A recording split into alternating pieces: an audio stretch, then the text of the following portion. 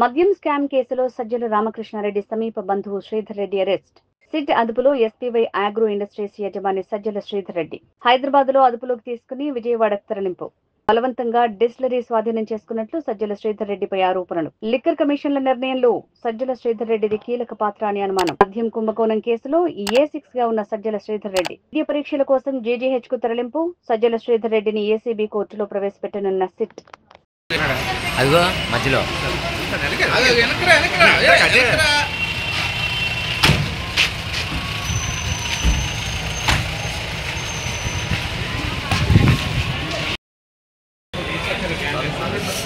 ఏంటి